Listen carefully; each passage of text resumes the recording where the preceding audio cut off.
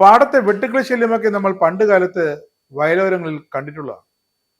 ചില ഹോളിവുഡ് സിനിമകളിൽ വെട്ടുക്കിളികൾ പോലെ പറന്നു വരുന്ന റോബോട്ടുകൾ മനുഷ്യരെ നിമിഷ നേരം കൊണ്ട് ഒരു തരി പോലും അവശേഷിപ്പിക്കാതെ ഫിനിഷ് ചെയ്യുന്നതും കണ്ടിട്ടുണ്ട്.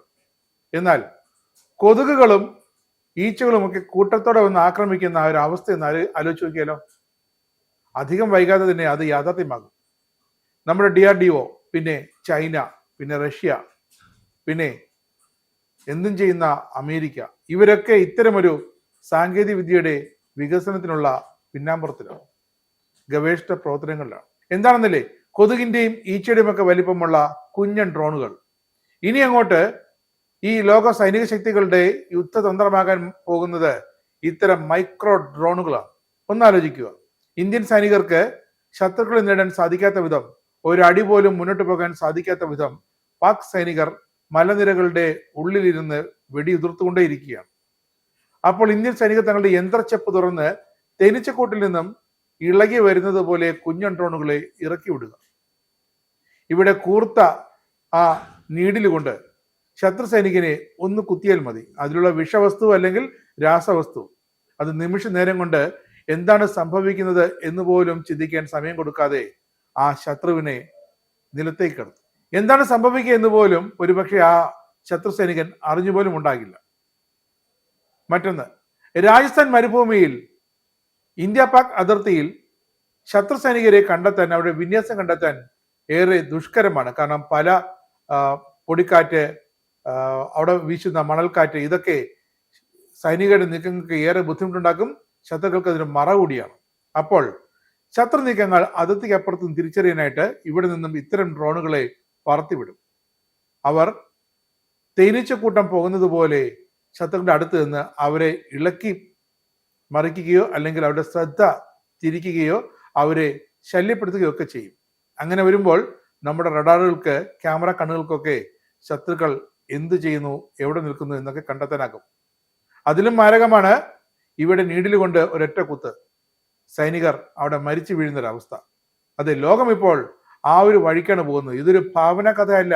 ഇതാണ് നേരത്തെ പറഞ്ഞ ഇന്ത്യയുടെ DRDO അടക്കം ഗവേഷണങ്ങൾ തകൃതിയായി നടത്തുന്ന കുഞ്ഞൻ ഡ്രോണുകളുടെ കാര്യം.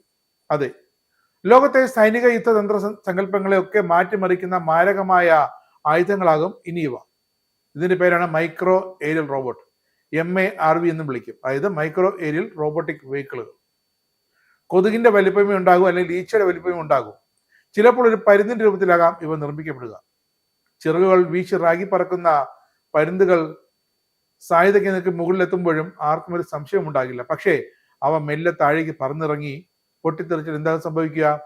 സൈനിക നീക്കം ഇല്ലാതാക്കാനും ടാങ്കുകളടക്കമുള്ള യുദ്ധ ആയുധങ്ങൾ നശിപ്പിക്കാനുമൊക്കെ നിഷ്പ്രയാസം സാധിക്കും. ഇത്തരം UAVകളാണ് ഗവേഷകർ തയ്യാറാക്കിക്കൊണ്ടിരിക്കുന്നത്. പ്രൊപ്പലർക്ക് പകരം വീശുന്ന ചെറുകൾ കൊണ്ട് പറക്കുന്ന പക്ഷി ഡ്രോണുകൾ.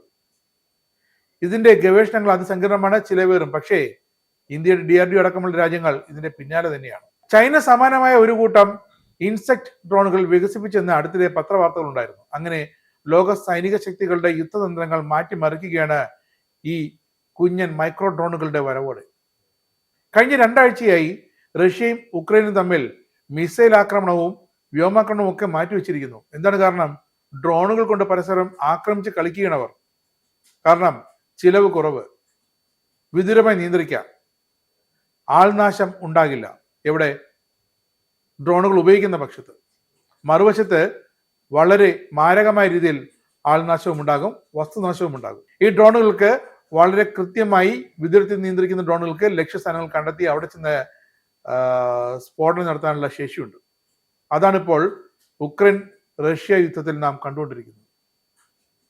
ശത്രുവിന്റെ പ്രതിരോധ സംവിധാനങ്ങളെ കബളിപ്പിക്കാനാകും. എല്ലാ തവണയും പറ്റിയില്ലെങ്കിലും 4-5 ഡ്രോണുകൾ ഒരുമിച്ച് വന്നാൽ അവയിൽ 1-2 എണ്ണത്തിന് ശത്രുവിന്റെ മിസൈലുകളെ കബളിപ്പിക്കാനാകും എന്നതാണ് മറ്റൊരു മേന്മ.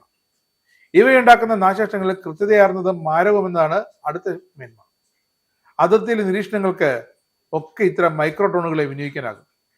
റഡാറുകളുടെ ജോലി ചെയ്യുന്ന മൈക്രോ മിനി ഡ്രോണുകൾ പക്ഷികളുടെ രൂപത്തിൽ പറന്നു നിന്ന് ശത്രുവിന്റെ നീക്കങ്ങളൊക്കെ മനസ്സിലാക്കി ഇവിടെ കേന്ദ്രത്തിലേക്ക് അയച്ചു കൊടുക്കുന്ന അത്തരം ഡ്രോണുകൾ, ഇതൊക്കെ യാഥാർത്ഥ്യമാകാൻ ഇനി അധിക കാലം വേണ്ടിവരില്ല. പിന്നെ യുദ്ധത്തിന് മാത്രമാകില്ല ഇത്തരം കുഞ്ഞൻ മൈക്രോ ഡ്രോണുകൾ ഉപയോഗിക്കുക. ഒരു കാലാവസ്ഥാ പ്രകൃതി ദുരന്തമുണ്ടായാൽ അവിടെ രക്ഷാപ്രവർത്തനം നടത്താൻ മലനിരകളിലും ചെളിക്കുള്ളിലുമൊക്കെ മുങ്ങിക്കിടക്കുന്നവർ, വിദൂരമായ പ്രദേശങ്ങളിൽ റോഡ് മാർഗം എത്താൻ പറ്റാത്ത പ്രദേശങ്ങളിൽ അവിടെയുള്ള ആൾക്കാരെ സ്പോട്ട് ചെയ്യാൻ, അവരെ കണ്ടെത്താൻ, അവരെ ഇവാക്യുവേറ്റ് ചെയ്യാൻ, അത്യാവശ്യം വിവരങ്ങൾ ശേഖരിക്കാൻ ഇതിനൊക്കെ ഇത്തരം മൈക്രോ ഡ്രോണുകൾ ഭാവിയിൽ ഉപയോഗിക്കാനാകും. ഇസ്രായേലിന്റെ 5 സൈനിക താവളങ്ങളിൽ കനത്ത നാശനഷ്ടം. മോദി വെളിപ്പെടുത്തുന്ന ഇന്ത്യയുടെ വികസനത്തിന്റെ മയക്കുമരുന്ന് വിൽപ്പനയ്ക്കെതിരെ ശക്തമായ നടപടിയെടുത്ത് ഷാർജ പോലീസ്. അമേരിക്കയിലെ സാധാരണ മനുഷ്യരോട് കൂടിയാണ് കോൺഗ്രസിനുള്ളിൽ പങ്കുവയ്ക്കാൻ വി ഡി സതീശൻ ഓപ്പറേഷൻ സിന്ദൂറിൽ ഉപയോഗിച്ച